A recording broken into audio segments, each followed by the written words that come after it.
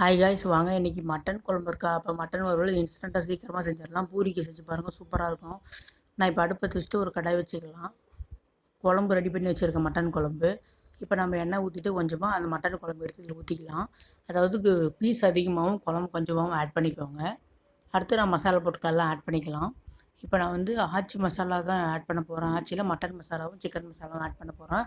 நீங்கள் any type of mutton masala இருந்தாலும் சரி, ஓகே தான் போட்டுக்கோங்க.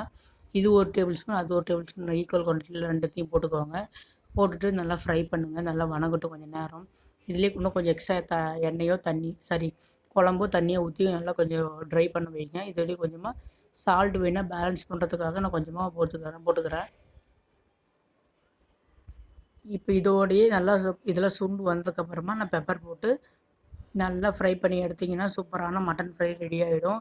கண்டிப்பாக பூரிக்கு இல்லைன்னா தோசை எது இருந்தாலும் எதுக்குமே சைட் டிஷ் சூப்பராக இருக்கும். ட்ரை பண்ணி பார்த்துட்டு எப்படி இருக்குன்னு சொல்லுங்கள்.